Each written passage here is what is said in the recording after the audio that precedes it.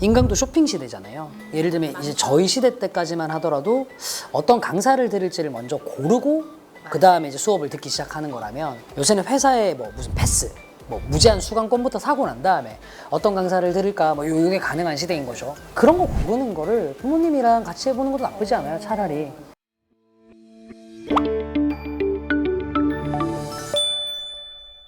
안녕하세요. 엄마들의 교육 고민을 대신 물어봐주는 교육대기자TV의 저는 조선에듀 방종인 편집장입니다. 사교육을 시작하는 시기는 가장 빠르지만 좋은 점수를 유지하기는 어려운 과목, 눈치채셨겠지만 영어입니다. 오늘은 수능 영어 영역의 런닝메이트 강사님을 모시고 말씀 들어보도록 하겠습니다. 안녕하세요. 안녕하세요. 먼저 교육대기자TV의 자기소개 좀 부탁드리겠습니다. 저는 현재 이제 메가스터디라는 온라인 플랫폼에서 강의를 하고 있고요. 네, 조정식이라고 합니다. 네, 만나서 반갑습니다.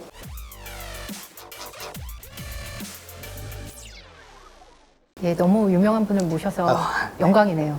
감사합니다. 귀한 시간 내주셔서 너무 감사하고요. 요즘에 또 중학교 친구들이 수능이 조금 쉽다 이런 얘기가 들으니까 중학교 3학년 친구들이 수능 기출을 보고 1등급 맞췄는지를 확인해서 거기에 맞춰서 공부하는 친구들도 굉장히 많아진 것 같아요. 정말 쓸데없는 짓이죠. 아, 그래요? 네, 저는 좀 세게 얘기하고 싶은데 미친 짓이에요. 그러니까 제가 이제 매번 설명회를 할 때마다 고3 올라가는 학부모님들, N수생들 학부모님들 설명회를 할 때마다 항상 그 얘기로 설명회 문을 열어요. 그럼 학부모님이 너무 공감하세요. 자녀분들이 수능 영어를 언제 제일 잘했냐 물어보시면 예외 없이 다 중3 때라고 말씀하세요. 중3 때 이게 워낙 문화가 그러니까 그때 수능 문제를 주면 다 만점 나와요. 그래요? 네. 여기 근처에 숙명여고 있죠. 고등학교 1학년 때 모의고사 1등급이 많이 나올 때 90%짜리 정도가 나와요. 그러면 실제로 이제 이 학생들이 학년이 올라가면 올라갈수록 계속 영어를 좀 잘해야 될 거 아니에요. 맞아요. 그렇지가 않은 거죠. 그게 어쩔 수가 없는 게요.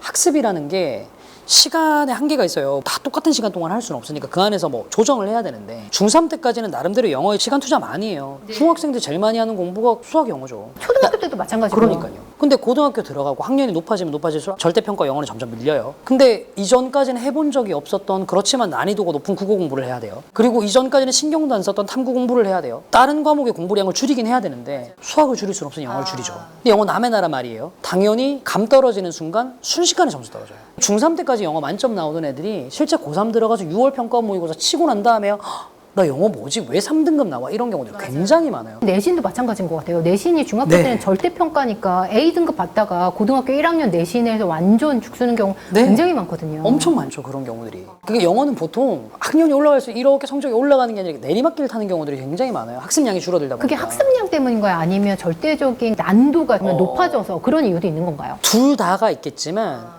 저희가 지금 분석하고 있는 현상 중에 하나가 중학교 때 잘하던 애들 왜 떨어지냐 에 초점을 맞춘다면 학습량이 더 크겠죠. 이거는 무시할 수 없는 요인이에요. 또 학부모님들 어떤 마인드가 있냐면 이게 또 학원의 상술인데요. 보통 이런 얘기들을 많이 하죠. 수능 영어는 절대평가니까 다른 과목 공부하려면 영어부터 빨리 마무리해놔야 된다. 끝내야 된다. 네. 남의 나라 말은 그게 안 돼요. 좀 지나면은 감이 확 떨어지는데요. 그러니까 저만 하더라도 그래요. 제가 이제 영어를 업으로 삼고 있는 사람이지만 글로 보는 영어는 뭐 맨날 하는 거니까 상관없는데 또 스피킹 다른 영역일 수 있거든요. 감 떨어질 수 있으니까 저도 일주일에 이틀 정도 날 잡고 외국인 친구랑 3-4시간씩 일부러 전화 통화도 하고 막 같이 전화로 명상도 하고 하는데 어학이라는 게 그래요. 감 떨어지면 끝장이에요, 어학은. 근데 이제 중3 때 미리 다 해놓고 고등학교 때 이건 말도 안 되는 거죠. 특히 초중 때 영어에 열정적이잖아요. 그쵸. 뭐 온갖 학원 다 다니고 토플, 탭스, 토익까지 도전하는 친구들 네. 굉장히 많거든요. 네. 어렸을 때 뭐 토익이나 토플을 접하는 거. 저는 토플이나 탭스를 접해본 거, 특히나 토플을 접해보는 거는 괜찮다고 생각을 해요. 이게 토플이 읽는 방법론에는 굉장히 좀 특화되어 있는 읽는 연습을 많이 할 수 있는 시험이에요. 근데 다만 이제 한국의 토플 학원들 구조가 시험 점수를 따기 위해서 스킬들을 가르쳐주는 경우들이 많긴 한데 토플이라는 시험은 독해력을 기르기 충분히 좋은 시험이다. 그렇게 생각을 해요. 중학교 때까지 어떻게 공부한 친구들이 영어를 잘하느냐. 고등학교 3학년 내내 그냥 영어는 그냥 모의고사 항상 안정적으로 만점, 수능에서 안정적으로 만점 이렇게 받은 친구들 보면 공통점들이 어렸을 때 영어 책들을 많이 읽은 친구들이에요, 그냥. 어렸을 때 뭐 무슨 선행으로 뭔가를 한 친구들보다. 그러니까 선행으로 만들어지는 친구들도 있긴 하겠지만 그 경우보다는 영어 책을 많이 읽는다거나 영어 소설이나 영어 동화책이라든지 영어로 되어 있는 것들이 좀 많이 노출될 수 있는 환경들. 그러니까 아무래도 그런 것 같아요. 그렇게 돼버리면 영어의 부담감도 좀 없어지게 되고 좀 편하게 좀 대하게 되고 수능 영어도 좀 쉬워지고 뭐 그런 것 같아요. 말씀 나온 김에 좀 선생님이 어떻게 공부했는지 좀 알려주시면 좋을 것 같아요. 선생님은 법학 전공이시잖아요. 그렇죠. 저는 근데 어떻게 또 영어 쪽에 강사님으로 이렇게 유명하게 되셨는지. 졸업할 때가 되니까 이제 먹고 사는 건 필요하겠고, 그래서 뭔가를 해야 되겠다 싶어서 이제 아르바이트식으로 강의를 했는데 생각보다 이제 학생들 사이에서 반응이 괜찮아가지고 처음 시작은 사실 국어 과목이었어요.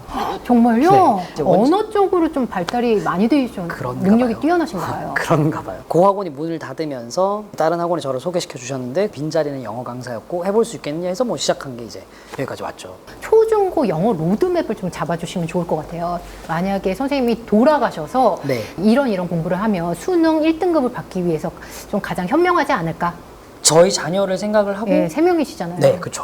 대단하세요. 다 이제 수능 공부를 시켜야 되겠다라고 생각을 한다면 저는 초등학교 때는 특별히 뭐 영어에 뭔가 신경을 쓰기보다는 한문 공부 시킬 것 같아요. 아, 정말요? 네. 왜 말씀이세요? 한문을 읽을 줄 알아야 국어 어휘력이 생기고 그게 돼야 읽히기 시작해요. 어휘의 수준이 달라질 수 있는 거죠. 저는 이제 그게 일단 초등학교 때는 베스트라고 생각하고 조금 이제 학부모님들 많이 보시니까 이제 학부모님들께 좀 말씀을 드리면 집에서 부모님들이 책을 읽으세요. 그러시면 됩니다. 그럼 애들은 따라 읽어요.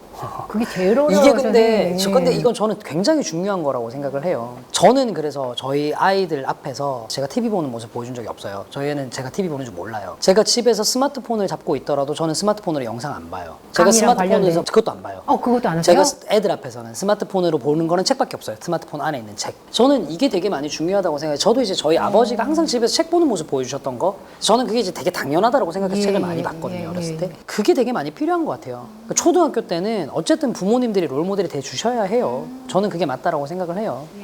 힘드시더라도 아니 자녀가 잘하기를 기대한다면 아마 다른 걸 기대하신다면 상관이 없지만 기대하시죠. 그러면 저학년 때는 그게 제일 중요한 것 같고 네. 학년이 조금씩 올라가면 올라갈수록 이제 영어를 접하게 해주는 것도 저는 충분히 괜찮다라고 생각하는데 초등학교 학생들, 초등학교 고학년들, 중학교 초반까지는 즐거운 놀이였으면 좋겠어요. 다른 걸 배우는 즐거움이 생길 수 있는 어떤 기회였으면 좋겠다는 거죠. 그래서 제가 제일 많이 추천해드리고 싶은 거는 요새는 온라인 플랫폼들이 발달하다 보니까 화상으로 외국인 친구들이랑 대화하고 뭐 이럴 수 있는 플랫폼들도 많아요. 예, 찾으려면 많죠. 그런 기회들 많이 만들어주시면 아. 너무 좋아요. 첫째가 영어를 되게 배우고 싶어 했던 게 언제였냐면 여행을 갔었는데 요새 인싸라고 하죠. 정말 인싸 기질이 강해서 일단 아는 사람이든 귀엽겠다. 모르는 사람이든 일단 가서 인사부터 하고 너 몇 살이야부터 시작하는 친구인데 여행을 갔는데 이제 말은 안 통해도 그래도 막 이렇게 노는 거예요. 근데 노는데 자기만 한국말에서 말 안 통하는데 나머지 친구들끼리 막 이렇게 영어를 하니까 영어를 너무 배우고 싶어 하는 거예요. 그래서 그때부터 이제 저희가 뭘 했냐면 그냥 부모님들 하시는 것처럼 뭐 유튜브로 그냥 막 슈퍼 심플 송 뭐 이런 거 틀어주고 그냥. 예, 그래서 그냥 근데 자기가 하고 싶으니까 어느 순간 따라하고 외국인 친구 만나면 대화는 아닌데 들었던 영어 노래 부르고 막 그러고 놀더라고요. 애들한테는 그래서 영어 좀 즐거운 놀이가 될 수 있는 환경들. 예. 근데 그러려면 학원에 방학, 문법, 특강 이런 거 안 시켜야 돼요. 영어가 언제부터 싫어지기 시작하냐면 투부정사 용법을 배우면서부터 영어가 싫어져요. 맞아요. 성문 기초. 네, 그거 근데 안 해도 되거든요. 저는 영어 강사를 하기 전까지 저는 문법 용어 아무것도 몰랐어요. 저는 사역동사, 지각동사라는 말을 영어 강사를 하면서 처음 알았어요. 그래도 저는 수능 영어 모의고사 때부터 시작해서 저희 때문에 영어 쉽긴 했습니다만 수능 칠 때까지 영어 한 번도 틀린 적이 없어요. 학교 다닐 때.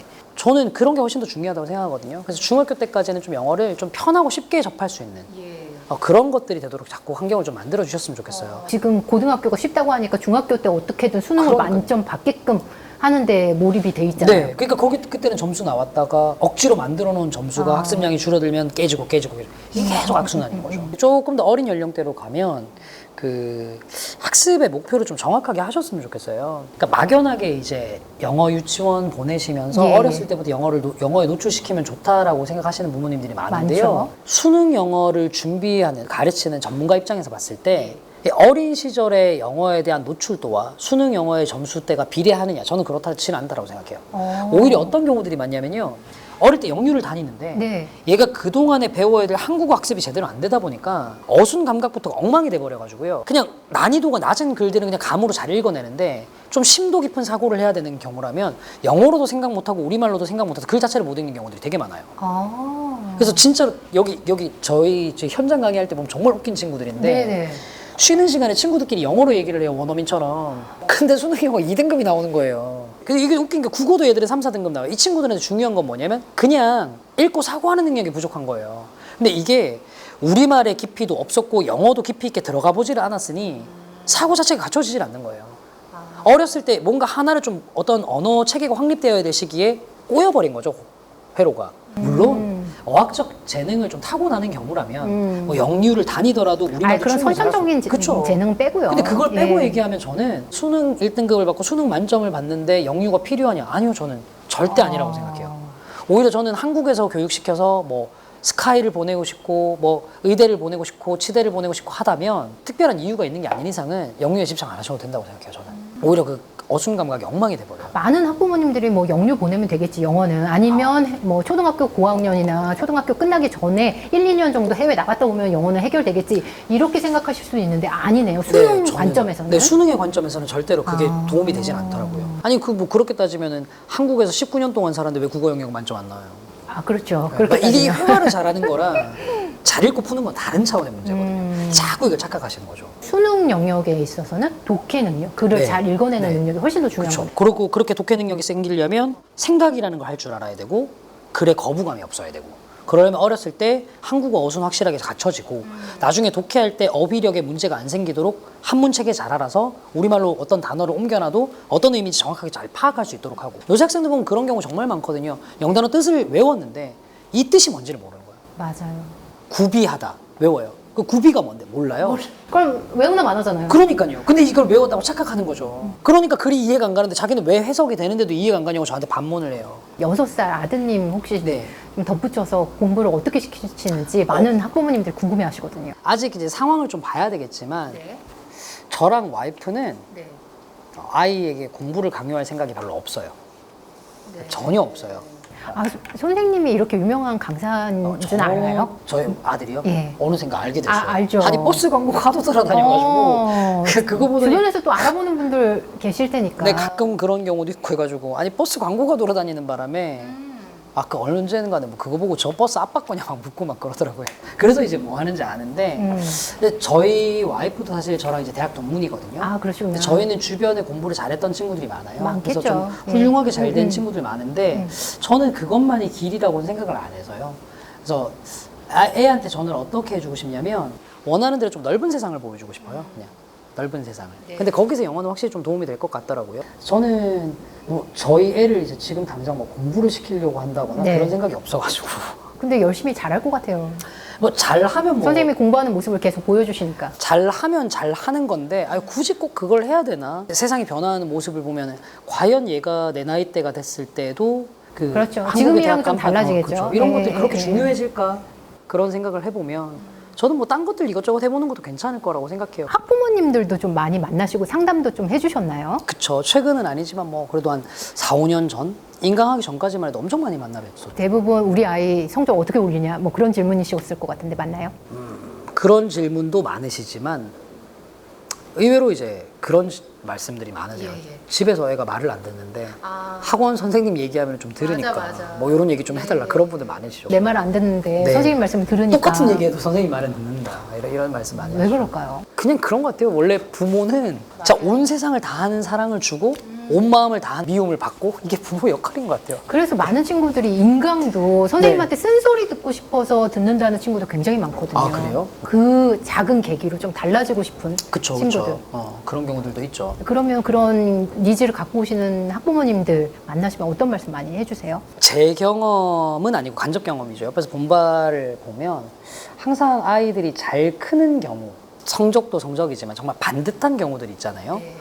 보면은 예외 없이 딱 이런 것 같아요. 부모님이 애들을 무한정 믿어주는 경우. 부모님의 믿음을 받는 애들은 지금 당장 입시 성적이 안 좋아도 뭔가를 해내더라고요. 부모님들이 좀 자율성을 좀 많이 주는 애들일수록 훨씬 더 좀 잘 되는 경우들이 많아요.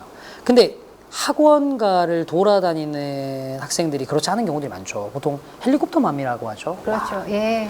보통 그런 경우들이 자녀와 부모님들의 지금도 그렇고 나중도 그렇고 갈등들도 제일 많아지고 성적이 마음대로 안 나왔을 때 불행의 지수도 훨씬 더 높아지고 자녀들에게 믿음을 주면서 부모님도 자녀로부터 독립하시는 게 좀 많이 필요하지 않을까? 저는 그렇게 생각해요. 근데 요즘에 더 많이 반대 상황인 것 같아요. 네. 요즘에 어머님들이 뭐 학원 선택부터 시작해서 인강 강의도 그쵸. 어머님들이 맞아요. 예, 채택하는 경우도 많고 교재도 어머님들이 이렇게 알아봐 주시는 경우도 굉장히 많더라고요. 맞아요. 불과 몇 년 전까지만 해도 학생들 그냥 단과 수업 들으면 혼자 왔었는데 요새는 개강하면 부모님 손잡고 오는 애들이 꽤 많아요. 아, 고3들이. 정말요? 고3인데도요?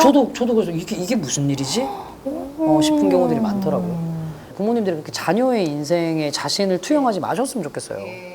저도 와이프한테도 항상 얘기하거든요. 우리 둘이 살아야지. 얘들은 남이야. 저희 집에서 애기들 별명이 남1, 남2, 남3이에요. 아 진짜요? 저희 둘이서 그렇게 불러요. 제 남1이잖아. 뭘 그렇게 신경을 쓰냐고. 부모님들도 자녀로부터 독립할 준비를 해야 자녀도 훌륭한 독립적인 인격체로 자라지 않을까? 이게 무슨 영어 강의랑 관련 없는 얘기가 돼버렸는데. 그러면 영어 강의랑 관련 있게 문법에 대한 선입견들이 네. 어머님들이 많고 어머님들이 가지고 아니, 계시는 학부모님들의 이제 선입견, 영어 선입견이요. 학습에 있어서 영어 학습에 예. 대한 문법에 대한 얘기가 있고 어린 시절부터 영어를 하면 무조건 좋을 거다라는 선입견이 있고 그다음에 이것 조금 깨셔야 되는데 영단어 암기. 영단어 암기요? 쓰면서 외워라 그거 있잖아요. 그 부모님들 항상 맞아요. 쓰면서 외우라고 하세요. 맞아요. 근데 요새는 단어의 문맥적인 의미가 되게 중요하거든요. 단어 한글 뜻 이게 중요한 시기가 아니에요. 자꾸 이거 쓰면서 외우라는 거 얘기를 해봐야 애들은 귀등으로도 안 듣는데 갈등만 심해져요. 그런 것들 강요 안 하셨으면 좋겠고. 나만의 방법이 다 있는 거죠. 그렇죠. 시대가 워낙 많이 바뀌어가지고요. 학습 방법도 사실은 좀 많이 바뀌었어요. 이제는 수업 때도 보면 수업 들을 때도 아예 패드를 놓고 여기서 필기하면서 수업 듣는 애들이 굉장히 많아요. 고등학생들. 아 정말요? 네. 저도 몇 년 전까지는 그래도 공부는 아날로그지라고 생각을 했었는데 그것만이 답은 아닌 것 같더라고요. 부모님 세대 때 공부를 했던 방식들을 계속 강요를 안 하셨으면 좋겠어요. 특히나 수능 영어는 변화의 속도가 굉장히 빨라요. 멀리서 체감하기에는 그렇게 뭐 어쨌든 수능이라는 체제는 똑같고 네. 그 내부에서의 지필고사 방식은 똑같잖아요. 네. 그래서 그렇게 체감이 안 되는데 내부적으로는 많은 변화가 있나요? 네, 어마어마하게 달라요. 아. 정말 달라요. 아까 말씀드렸던 상대평가 시절에는 글도 굉장히 추상적이었고 그냥 문제 푸는 기술에만 집착하면 점수가 나왔다면 지금 절대평가 들어오면서부터는 확실하게 좀 글을 이해를 해야 문제가 풀리는 경우들이 많아지고 있고 문제에서 뭐 소위 얘기하는 킬러 유형들도 계속 변화하고 있고 조금씩의 변화들이 되게 많아요. 그 분야에서 전문가가 아니신 부모님들이 자꾸 이제 야 그래도 우리 때 공부했던 방식이 맞아라고 주장을 해버리시면 이건 자녀와 갈등을 일으킬 수밖에 없는 요소인 거죠. 그래서 중학교 때 성적이 어느 정도 잘 나왔다고 고등학교 안 나오면 네가 공부를 덜해서 그래, 집중이 떨어져서 그래, 좀 또 탓하기도 하고 이러는데 그쵸. 그게 아니네요. 아닌 경우들이 많죠. 이게 워낙 패턴들이 바뀌어 있으니까. 그러면 그 방법들을 같이 찾아봐 주시는 것도 정말로 좋은 것 같아요. 예를 들면요? 예를 들면 이런 거죠. 인강도 쇼핑 시대잖아요. 예를 들면 많죠. 이제 저희 시대 때까지만 하더라도 어떤 강사를 들을지를 먼저 고르고 맞아요. 그 다음에 이제 수업을 듣기 시작하는 거라면 요새는 회사에 뭐 무슨 패스, 뭐 무제한 수강권부터 사고 난 다음에 어떤 강사를 들을까 뭐 요게 가능한 시대인 거죠. 그런 거 고르는 거를 부모님이랑 같이 해보는 것도 나쁘지 않아요. 차라리. 어떻게 골라야 될까요? 그 리뷰를 보고요? 아니요. 저는 리뷰는 모르겠어요. 이게 뭐 네. 무슨 댓글 알바나 뭐 이런 얘기들도 좀 많았었고 하니까 리뷰보다는 강의를 들어보는 게 최고죠. 근데 보통 학생들이 안 들어봐요. 안 듣고 그냥 안 패스부터 들어봐요. 끊어요? 패스부터 일단 사고 왜냐하면 선배들이 추천하니까 누가 추천하니까 패스부터 사요. 더 심한 경우는 이 강사의 풀커리를 다 타야지 라고 생각하고 1년치 책을 다 사요. 네, 근데 그래놓고 이제 들어보고 안 맞으면 나중에 이 책 중고나라에 파는 거죠. 이게 너무 시간 낭비잖아요. 그런 과정에는 부모님이 조금 개입하셔도 괜찮은 것 같아요. 너 요걸 한번 들어봐봐. 혹은 이제 아무래도 부모님도 먼저 공부를 해보셨으니까 들어보면 이렇게 본인들이 공부하실 때는 너무 먼 얘기라서 이해가 안 되는 부분도 있겠지만 이 수업이 뭐 전달력이 좋다 안 좋다 정도는 느끼실 수 있잖아요.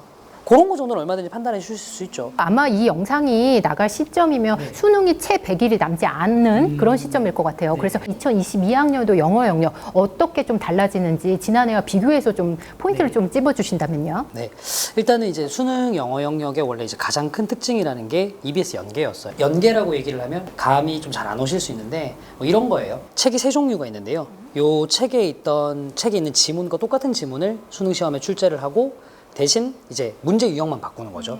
원래는 주제를 찾던 문제를 뭐 빈칸을 뚫어서 낸다거나. 근데 그런 문제들이 수능에서 좀 학생들이 시험장에서 느낄 수 있을 만큼 한 7문제 정도가 나왔어요. 근데 이게 이제 사실상 다 폐지됐다고 생각을 하시면 됩니다.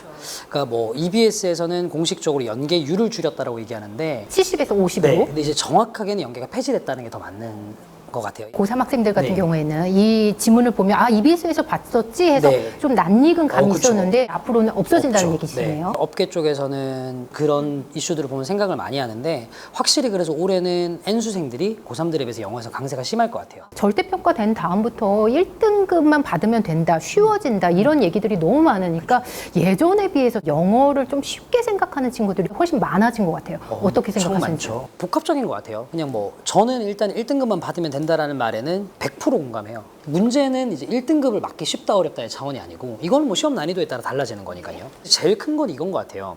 대부분의 대학들이 영어의 반영 비율이 낮아요. 절대평가가 들어오고 난 다음부터. 그러니까 예전에는 과목별 반영 비율, 상대평가 시절 문과는 국어, 영어가 반영 비율이 제일 높았고 이과는 영어, 수학이 탑이었던 거죠. 근데 요새는 영어가 반영 비율이 어마어마하게 낮아졌어요. 작년 입시 정도를 기준으로 하면요. 지금 조금 바뀌었습니다만 정시 기준으로 서울대가 영어 등급이 한 등급이 떨어지면 전체 점수에 0.5점씩을 깎는 거예요. 그러니까 6등급을 받아도 5단계 내려가니까 2.5점 깎이는 거잖아요. 그 정도면 수학 한 문제 더 맞추면 그렇죠. 커버가 되거든요. 뭐 영어 6등급 받고도 서울대를 들어가는 학생들이 생겼었죠. 그러면서 학생들이 영어 학습량을 줄였는데 이게 좀 교수님들 입장에서도 골치가 아프신가 봐요. 원서로 이제 수업을 해야 되는데 학생들이 이걸 읽지를 못하는 거죠. 단어도 너무 모르고. 그래서 막 대학원생들이 조교로 붙어서 학생들한테 영어 강독을 하고 해야 된다고 하더라고요. 그래서 그런 걸 좀 느꼈는지 올해부터는 영어가 정시에서 반영 비율이 조금 높아졌어요. 그래서 특히나 이제 상위권 대학들, 그러니까 서울 시내 이제 15개 정도의 상위권 대학들을 노리고 있는 학생들이라면 영어가 2등급 바깥으로 나가면 조금 이제 정시에서 원서 쓰기도 좀 힘들어졌다고 생각해야 됩니다. 그래서 올해는 아무래도 영어 학습량을 조금은 예년보다 늘려야 되지 않을까라는 게 이제 제 생각인데 문제는 학생들이 이제 작년까지 관성대로 그렇죠. 여전히 좀 적게 공부를 하긴 하더라고요. 그러면은 많은 분들이 지금 1등급에 맞추는 선에서 공부를 하거든요. 그거에 대해서는 어떻게 생각하세요? 저는 솔직히 말씀드려서 현명하다고 생각을 해요. 수능 저는 최저를 맞추는 그 정도로. 네, 저는 그래서 그 지금 같은 시기에서는 똑똑한 공부법이 제일 좋다라고 생각을 하거든요. 그러니까 그 대부분의 학생들이 특히나 고3 학생들이면 수시에서 최저 등급을 맞추는 정도로 공부를 하는 경우들이 많을 텐데 그렇게 된다면 보통은 영어가 이제 2등급 정도만 맞아줘도 수시에서는 최저를 그렇죠. 맞추기 괜찮은 점수거든요. 그런 걸 노리는 학생들이라면 굳이 만점을 위해서 뭐 열심히 공부한다기보다는 다른 과목에 시간 투자하면서 영어는 뭐 80점대 후반 정도만 나올 수 있도록 그 시험장에 조금 컨디션 나빠도 2등급은 확보할 수 있도록 공부하는 게 좋을 거고 뭐 의치대 같은 뭐 최상위권 대학을 준비하는 학생이라 하더라도 영어는 95점 정도면 충분히 안정적인 1등급이 나오는 점수이기 때문에 저는 그건 충분히 좀 현명한 전략이라고 생각을 해요. 등급별로 좀 공부법을 알려주시면 좋을 것 같아요. 1등급에서 2등급 상위권 학생들, 그리고 3등급에서 5등급 중위권 학생들, 6등급 이하 노베이스 친구들 이렇게 좀 나눠서 알려주시면 좋을 것 같습니다. 근데 지금 방금 질문하신 거 보니까 수능 영어에 대해서 되게 많은 걸 공부를 하셨나 봐요. 저는 교육 전문 기자 오래 생활을 하다 보니까 이게 등급을 나눈 이게 기준이 1, 2, 3에서 5, 6등급 되게 합리적인 기준이거든요. 그래요? 실제로. 예. 딱 그 구간별로 학생들이 달라지죠. 확 달라져요. 정말 확 달라져요. 이건 정말 합리적인 기준이거든요. 사실 수능 영어 지금 절대평가 기준에서는 3등급 혹은 그 이하, 특히나 3등급 미만은 그냥 영어를 할 줄 모른다라고 생각을 해야 돼요. 그러니까 4등급 정도부터는 영어를 못한다라고 생각을 해야 돼요. 수능이 지금 절대평가랑 상대평가랑 과목이 혼재돼 있잖아요. 보통 국어나 수학 과목에서 4등급 정도 나오면 이건 아예 바닥은 아니에요, 솔직히 얘기하면. 근데 영어 4등급은 정말 바닥이에요. 이건 바닥이 맞아요. 통계 자료를 봐도 좀 감이 좀 오는데 뭐 2018학년도 수능 절대평가가 처음 치러졌던 해 1등급부터 3등급까지의 누적 비율이 전체 수험생들의 51%예요. 그렇게 나요? 그럼 4등급 미만부터는 전체 절반도 안 되는 그러네요. 점수인 거잖아요. 예. 그러니까 정말로 이제 바닥인 게 맞아요, 사실은. 그리고 이게 또 뭐가 있냐면 영어는 듣기라는 게 있어요, 듣기. 듣기 시험이 평균적으로 35점 만점인데 영어 듣기가 굉장히 쉬워요. 조금만 공부를 하면 선행학습을 특별히 하지 않은 중학생이라도 쉽게 만점을 받을 수 있는 수준이거든요. 그렇게 35점을 깔아주고 들어가는 시험에서 60점대 점수 혹은 그 밑으로 받는다면 이건 영어 공부를 한 적이 없는 거죠. 그래서 4등급 밑에 학생들은 사실은 어떤 공부를 해야 될까를 고민하는 게 웃긴 얘기고 단어 외워야 돼요. 일단은요? 그냥 단어를 못 읽을 거예요. 제가 이제 현장에서도 보면 가끔 그래서 뭐 4등급, 5등급인 학생들이 현장에 와서 제가 공부 어떻게 해야 되나요? 뭐 질문하고 하는데 저도 이제 궁금한 거죠. 도대체 어떻게 하면 4, 5등급이 나오나. 그래서 이제 문장 같은 걸 던져주고 읽어보라고 해요. 어느 정도 수준이냐면요. 단어를 소리 내서 못 읽어요. 딱 그 정도 수준이라고 생각하시면 됩니다. 파닉스 수준인가요? 네. 어머, 그러니까 그렇구나. 그런 학생들이 영어를 봐서 뭐 문장을 읽고 독해를 하고 뭐 문법을 해서 늘 리가 없죠. 그러니까 그 친구들한테는 특히 막 5등급 이렇게 나와버리면 아까 6등급 미만도 말씀하셨는데 영어 알파벳이요. 그냥 글자로 보이는 게 아니라 아무 의미 없는 숫자 나열로 보이는 거예요. 굉장히 아이러니한 거는 요즘에 영어는 일찍부터 시작하는 경우들이 굉장히 많잖아요. 굉장히 많이 일찍부터 시작하는데 그 정도 수준인 친구들이 왜 이렇게 많다고 느끼시는 걸까요? 그러니까 이유는 뭘까요? 저도 이제 집에서 아이들을 키우면서 보면 부모님들의 교육관 자체가 극단적인 것 같아요. 아예 안 시키시는 분은 아예 안 시키시더라고요. 저희가 커왔던 시절이랑 너무 다른 게 저희 때는 사실은 공부를 해야 성공해야 할 수 있는 시절인 그렇죠. 줄 알았잖아요. 개천용 시대죠. 그렇죠. 근데 요새는 뭐 그런 게 아니다 보니까 부모님들도 다른 식으로 자녀들을 백업해 주시는 경우들도 많고, 근데 뭐 그렇게 뭐 다른 식으로 또 쭉 커오다가 막상 고등학교 들어오니까 공부를 좀 해야 되겠어서 그때부터 공부 시작하시는 친구들도 많고, 아예 그 4, 5, 6등급 정도 되는 친구들이 네. 앞으로도 제게 안 될 거라는 얘기는 아니고요. 제가 뭐 수업했던 친구들 중에는 뭐 인스타로 DM 같은 것도 옵니다만 수능 재수할 때 7등급에서 시작해서 재수할 때 열심히 공부해서 1등급 찍은 친구들도 있어요. 그러니까 점수는 충분히 오를 수 있는데 요는 이제 냉정한 평가, 자신에 대한 냉정한 평가가 필요하다는 거죠. 4등급 미만의 친구들은 단어 외우라고 했는데 제가 좀 정확하게 좀 말씀 좀 드려보면 서점에 가세요. 서점에 가셔서 단어장을 펼쳐보면요. 아무 단어장이나 아무 페이지나 넘겨봤을 때 내가 모르는 단어가 한 절반 정도 되는 단어장. 절반이나요? 네, 그게 딱 자기에게 정확해요. 보통 4, 5, 6등급 단어 학생들이 고등학교 단어장 펼쳐놓으면 8, 90% 이상 모르는 단어들이에요. 이건 투머치예요. 이거는 공부하는 학생들 입장에서도 너무 스트레스예요. 아니 보다가 아는 것도 나와야 읽지. 한 내가 모르는 단어가 한 50% 정도 되는 그 정도. 중학 단어장도 상관없어요. 지금 모르는 게 부끄러운 건 아니죠. 수능 시험장까지 모르는 상태로 끝까지 가는 게 부끄러운 거죠. 단어를 조금 효과적으로 외우는 팁이 있으실까요? 고2 점수 때 학생들은요. 소리 내면서 외우는 게 최고예요. 소리 내면서. 그러니까 읽을 수 없으면 외우기도 힘들어져요. 그래서 좀 제일 좋은 게 네이버가 영어 사전이 되게 잘 돼 있는 게요. 소리 나는 거. 네. 단어 이렇게 옆에 스피커 누르면 소리를 다 읽어주잖아요. 그거 보면서 하는 거 되게 좋아요. 심지어는 그게 수능 정도 수준에서는 영어 듣기에도 도움이 돼요. 6등급 정도 나오는 학생들 보면 듣기도 막 절반도 못 맞는 학생들이 많아요. 너는 듣기가 왜 안 되니? 제가 이제 농담 삼아서 수능 영어 듣기 만점 아닐 정도면 이비인후과를 가야 되는데 뭐 이런 얘기를 하는데, 아니 근데 그 친구들 이런 경우들도 많아요. 눈으로 보면 아는 단어를 발음을 어떻게 해야 되는지를 모르니까 안 들리는 거예요. 3등급 정도 되면 3등급. 혹은 그 이상이 되면 단어를 외울 때는 무조건 예문 중심으로 봐야 돼요. 저희가 시험을 보던 세대 때와는 확실히 영어가 달라진 게요. 저희 때는 영어가 그냥 어려운 단어가 어려웠어요. 그러니까 이게 무슨 말이냐면 예를 들면 이런 거죠. 항상성. 이거 우리말로 딱 들어도 되게 어려운 단어예요. 그렇죠? 근데 이게 수능에 나와요. 호미오스테이시스 뭐 이런 식으로. 근데 요새 수능은 그런 단어 내지 않아요. 그런 단어 다 알 법한 단어를 엉뚱한 의미로 내는 거예요. 뭔가 여러 가지 의미로. 네. 알 듯한데 알 법하지 않게. 예를 들면 작년 9월 평가원 모의고사에서 이제 오답률 1위를 냈던 문제 중에 하나에서 어떤 단어가 나왔냐면 star, 하늘에 있는 별 있잖아요. 그 단어가 나온 거예요. 근데 어떤 뜻으로 나왔냐면 여기 이제 정답의 근거가 되는 중요한 문장에서 나왔거든요. 주인공으로 출연하다라는 뜻으로 star가 나왔어요. 근데 이게 사실 생각해보면 감 오시죠, 그죠? star, 영화 스타, 무비 스타 뭐 이런 느낌으로. 생각해보면 아는데 이게 시험장 들어가면 그 뜻이 안 보이죠, 절대로. 그렇죠. 네. 감이 적용되지 않잖아요. 그렇죠. 절대로 감으로는 문제를 풀 수가 없어요. 그래서 이제 등급대가 조금 괜찮은 학생들은 단어 외울 때 무조건 예문 위주로 봐야 돼요. 이제 이 부분이 좀 다른 영어 선생님들하고 제가 의견이 좀 충돌하는 부분이기도 한데, 상위권 학생들일수록 내가 만든 단어장 안 했으면 좋겠어요. 자기가 단어장을 만들면요, 예문을 안 적어요. 학교 다닐 때 공부해 보셔서 아시겠지만 단어 뜻만 보잖아요. 근데 이렇게 보면 한계가 있어요. 왜냐면 문맥상 해석이 여러 가지 열어둬야 되는데 그거를 못 닫아버리는 여는 거죠. 네. 내가 알고 있는 이 뜻에 안 끼워 맞춰지면 문제가 못 보는 거죠. 이제 1, 2등급의 학생들은 단어를 외우는 것과 동시에 저는 이제 이걸 되게 많이 강조하는데, 수능이라는 시험이 사실은 실력만으로 점수가 가려지는 시험은 아니에요. 특히나 영어는. 그러니까 당일의 컨디션이라는 게 되게 많이 중요해요. 근데 영어 과목에서 컨디션이라는 건요. 보통 뭐 긴장감이라든가 뭐 이런 거라기보다는 체력적인 문제가 되게 커요. 체력이요. 네, 3교시에 시험을 치다 보니까 그렇죠. 예. 집중하기 힘들어요. 맞아요. 정말 집중하기 힘들어요. 특히 점심 먹으면 집중이 확 떨어지죠. 그리고 모의고사를 쳐보는 이제 그 수험생들이 이걸 본다면, 혹은 그런 자녀분들이 있는 부모님들이라면 아시겠지만 원래 영어 시간에 집중이 안 돼요.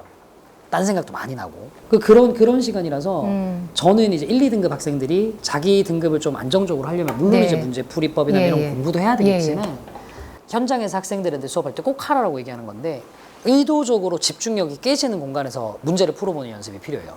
특히나 수능이 좀 가깝게 다가올수록. 제가 제일 많이 추천하는 게 뭐냐면 지하철에서 문제 푸는 거예요. 지하철이요? 네. 이 지하철이 정말 집중하기가 쉽지 않거든요. 그렇죠. 네. 이제 가끔 이제 이런 질문들을 해요. 아니 그러면 내가 지하철에서 이거 문제 풀다가 내리는 정거장 지나치면 어떡하냐. 근데 저는 그런 질문을 하는 학생들한테 또 꼭 이렇게 얘기해요. 제가 거의 10년째 지금 학생들 가르치면서 그렇게 얘기를 하는데 저는 그런 학생 한 명도 못 봤다고. 정말요? 그냥 너 역 지나칠 수 있을 정도로 영어에 집중할 수 있으면 넌 그냥 무조건 수능 성공하는 거라고. 못해요. 제일 예쁜 게 뭐냐면 EBS 수준의 문제 정도로 풀 때 한 지하철 2정거장 기준으로 한 지문 문제를 풀 수 있도록 연습하면 시간도 단축하는 방법도 그쵸. 스킬도 생길 것 같아요. 네, 굉장히 좋아요 이거. 대신에 이제 문제가 너무 어렵진 않아야 되겠죠. 그래서 제가 이제 EBS 정도 교재 이 정도로 딱 추천해 드리는데 대부분 근데 지하철에서는 단어만 외우잖아요, 선생님. 네, 근데 저는 그것보다는 문제 푸는 게 훨씬 더 낫다라고 생각해요. 아까도 말씀드렸지만 단어는 예문 위주로 좀 많이 봐야 되는데 이게 이동할 때 예문을 보기가 쉽지 않아요. 예문은 짧아서 사람이 몰입하기가 쉽지가 않잖아요. 한 문장으로 끝나버리니까 차라리 스토리 라인이 낫죠. 네네. 혹시나 그 또 이제 이걸 보시는 분들이 지방에 계시거나 해서 지하철을 타거나 뭐 이런 게 좀 힘든 상황이라면 또 추천을 드리고 싶은 게 뭐냐면 디테일하세요. 동네 도서관들 있죠. 독서실 말고 도서관. 도서관 가면 아동 도서 코너들이 있어요. 네. 가보셨나요? 좀 많이 가요. 네. 그 아동 도서 코너들 가면 엄마 아빠가 애들 앉혀놓고 책을 읽혀줄 수 있잖아요. 맞아요. 그 옆에 앉아서 문제 풀면 정말 좋아요.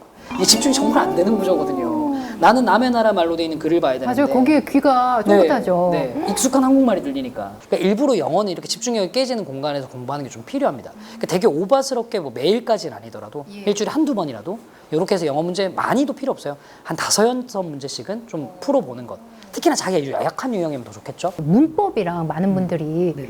또 독해에 대해서 궁금증을 많이 느끼시잖아요. 그 부분에 대해서 좀 팁을 같이 주신다면요. 문법에 대한 환상을 조금 버리셨으면 좋겠어요. 문법 환상 있죠. 네, 선입견이 뭔가 있죠. 문법을 해야 된다. 예. 그 아까 왜 이런 말씀하셨잖아요. 어렸을 때부터 영어를 계속해서 배워오는데 학생들이 왜 이제 성적이 안 나올까? 그렇죠. 저는 거기에 되게 큰 원인 중에 또 다른 하나가 문법 위주의 수업이라고 생각을 해요. 중학교 딱 들어가서 학원을 다니기 시작하면 보통 이제 지금 이런 여름방학 시즌이 되면 학원에서 특강을 하죠. 많이 하죠. 영어는 특강하면 제일 먼저 뭐부터 하죠? 문법 특강하죠. 뭐 여름방학 맞이, 문법 뭐 특강. 물론 이제 학교 내신에서 여전히 문법이 중요함은 맞으나 이 문법이라는 것의 비중이 저희가 학창 시절에서 영어를 배울 때랑 완전 달라요. 예를 들어서 서울과 이 근교를 기준으로 얘기를 하면 고등학교 내신 시험 어떤 학교에서도 투부정사의 용법, 완료 시제의 용법 이거 안 나온 지 한참 됐거든요. 근데 문법 하면 그거부터 배우잖아요. 아직도. 예. 현장이랑 실제랑 너무 안 맞는 거죠. 근데 학부모님들은 아직까지도 문법을 해야 애가 뭔가를 한다라고 생각을 하세요. 특히나 고등학생 자녀분을 두고 계신 분이라면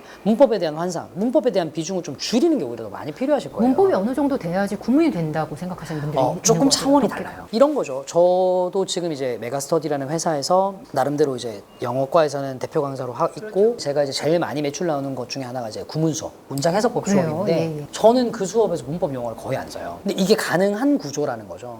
지금 수능은 그게 가능해요. 아니 생각해보면 아시겠지만 저희가 국어를 배울 때 문법 용어를 알면서 문장을 읽어내진 않았었거든요. 그러니까 좀 다른 차원의 문제인데 자꾸 문법적인 거 뭔가를 해결을 해야 다음 단계로 나갈 수 있다고 생각을 하다 보니까 막혀요. 나가야 되는 학습 방향이. 문법은 저는 이 정도면 될 것 같아요. 용어를 알아들을 수 있으면 됩니다. 근데 여기서 얘기하는 용어는 그냥 딱 정말 기본적인 거죠. 주어가 뭐다. 동사가 뭐다. 형용사라는 건 뭐다. 뭐 이 정도만 알면 저도 문법은 충분하다고 생각을 해요. 평가원이 예전에 공개했던 수능 출제 매뉴얼을 보면 평가원은 실제로 문법 문제도 아예 출제 원리를 원하는 의사소통을 묻는 문제로 출제한다고 해요. 그러니까 수능의 모든 포커싱은 의사소통 능력과 글을 읽는 능력. 질문하신 독해에 초점이 맞춰져 있지 그냥 뭐 문법을 위한 문법에 초점이 맞춰져 있지 않아요. 그리고 독해는 읽는 능력이 좀 많이 필요하죠. 근데 여기서의 읽는 능력은 영어 능력 이전의 문제인 것 같아요.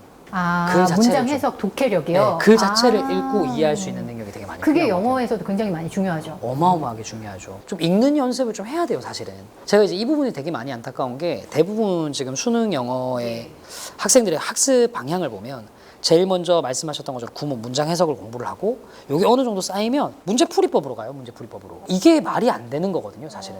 문제를 푸는 방법이 수능에서 따로 있는 게 아니라 읽을 줄 알아야죠. 읽을 줄 알면 문제는 풀리는 건데 이게 어떻게 글을 읽어야 되는지를 안 배워요, 학생들이. 정작 국어는 그런 비문학이나 어떻게 읽어야 되는지 그렇게 많은 시간을 투자하면서 영어도 사실은 이걸 할 줄 알았는데 이걸 안 한다는 거죠. 그럼 언제부터 하면 좀 효과적일까요? 어리면 어릴수록 좋다라고 생각해요. 우리말로 되어 있는 글을 읽을 수 있을 때쯤 돼서 어렸을 때 한국어로 되어 있는 글 많이 읽으면 영어 독해력 많이 쌓여요. 어렸을 때부터 독서량을 많이 늘려가는 게 궁극적으로 영어 독해에서는 제일 큰 도움이 된다. 근데 뭐 지금 고등학교 학생들이 지금 그럴 수는 없으니 독해력을 늘릴 수 있는 방법 중에는 다독도 있지만 좋은 글을 여러 번 읽는 것도 있어요. 정말 좋은 글들을 여러 번 읽는 것도 독해력을 늘리는데 굉장히 큰 도움이 되거든요. 영어에서 가장 좋은 글은 기출. 왜냐하면 교수님들이 다듬은 글이니까. 너무 오래전으로 가버리면 지금이랑은 좀 결이 안 맞고 2014년에서 17년 정도까지 나왔던 문제들 보면 야 이거는 풀라고 낸 거야 싶은 것도 좀 많아요. 다행히 이제 절대평가 들어서 2018학년도부터는 원본 그대로 가지고 와서 글을 내시거든요. 좋은 글만 추려서 그대로 내시고 있는 거예요. 그래서 그거를 문제풀이의 관점이 아니라 기출의 지문을 이해해보겠다라는 관점으로 좀 여러 번 선생님, 그러면 일단은 지문을 읽고 이게 내가 맞는지를 해설지를 보면서 자꾸 체크를 해야 되는 건가요? 아 이게 조금 다른 영역의 문제일 수 있는데 영어는 한국말로 옮겼을 때가 더 어려울 경우가 많아요. 발화 방식이 다르니까요. 예를 들어서 뭐 이런 거죠. 이거 영작 한번 해보시겠어요? 그냥 머릿속에 하셔도 돼요. 뭘까요? 긴장하지 마시고. 긴장되네요. 네. 저기에 정지 신호가 있다. 한번 해보세요. 저기에 정지 신호가 있다. 딱 떠오르신 게 이거죠. There is a stop sign. 틀린 거 아니에요. 근데 이게 전형적인 한국식 사고방식인 거고 미국인들은 어떤 글을 쓰거나 말할 때 현상에 주목을 해요. 현상에. 그래서 관계가 중요하지 않아요. 한국인들은 저기에 정지 신호가 있는 게 중요한데 미국인들은 정지 신호라는 현상만 중요해요. 그래서 이걸 영어로는 어떻게 보통 하냐면 The sign over there. 저 신호가 says 말하고 있어. To stop. 멈추라고. 이렇게 쓴다는 거죠. 근데 이게 훨씬 더 영어스러운 표현인데 이거 방금 얘기했던 것처럼 우리말로 옮겨놓으면 저기에 있는 신호는 멈추라고 말한다. 어색하네요. 네. 예, 이게 한글 해설지를 보면 글 이해가 더 안 돼요. 그래서 제가 이제 말씀드리는 게 뭐냐면 한 2등급의 실력 정도, 2등급의 실력이라고 하면 예. 3등급 후반대 점수라도 상관없어요. 75점대가 좀 넘어가기 시작하면 사실 영어 문장은 어느 정도 보이기 시작하거든요. 그 수준 정도 되면요. 그 기출 문제를 보면서 이해하는 훈련을 하는데 이제 이래요. 딱 봤는데 야, 요건 나한테 조금 너무 어렵고 내가 이해를 했는지 못했는지 알 수 없을 정도의 지문이다라고 하면 그 지문을 일단 제쳐놓는 게 좋아요. 해답지를 본다라고 해결이 안 돼요. 나한테는 아직은 너무... 아직은 투머치인 거예요. 이제 막 글을 읽기 시작한 친구가 막 그 버트란트 러셀 같은 사람의 철학책을 읽을 수는 없잖아요. 똑같은 거죠. 이제 70점대 후반 정도 되는 학생들은 어느 정도 이제 문장은 읽을 수 있으니까 자기가 읽어보기 요 정도는 내가 읽힌다라는 거 확인하시고 보통 요새는 해설지 보면 지문마다 주제가 적혀 있어요.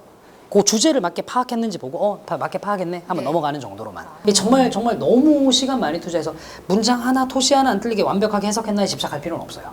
내용을 전체적으로 이해했느냐. 독해에서 제일 중요한 건 일단 거기서부터 출발인 거니까요. 끝으로 지금 영어 학습 때문에 많이 고민하는 초중고 학생들을 위해서 마지막으로 들려주시고 싶은 아니면 오늘 못다한 메시지 중에 좀 강조하고 싶으신 부분 있으면 짚어주시면 감사하겠습니다. 네. 영어 특히나 이제 문법 용어를 위주로 영어를 자꾸 이제 보다 보면 재미가 없어요. 딱딱하고요. 맞아요. 이게 근데 또 참 영어라는 게 애매한 게 그렇다고 뭐 과학 같은 어떤 학문도 아니고 그 마음 다 비우고 그냥 이 생각했으면 좋겠어요. 영어도 말이에요, 말. 우리가 아닌 다른 나라에서 쓰는 말요, 말. 그렇게 생각하면은 조금 더 단어도 유연하게 볼 수 있게 되고 문장도 유연하게 볼 수 있게 되고 하거든요. 재미를 붙이기 힘든 과목이라는 거 아는데요. 조금 남의 나라의 말이라고 생각하고 수능 영어를 준비하는 고등학생이라면 글을 읽는 재미를 느껴보시고 초등학생이라면 남의 나라 말로 처음 배우는 말로 남들과 대화하는 재미 같은 걸 좀 느껴보시고 중학생이라면 이제 남의 나라 말은 도대체 어떤 구조로 문장을 만드는가를 배워보는 재미를 좀 느끼셨으면 좋겠어요. 영어가 언어라는 거 잊지 말고 계속 학습하셨으면 좋겠네요. 네, 오늘 조종신 선생님의 말씀이 영어 학습으로 고민한 많은 학생과 학부모님들한테 도움을 주셨을 것 같습니다. 장시간 귀한 말씀 감사합니다. 대기자 TV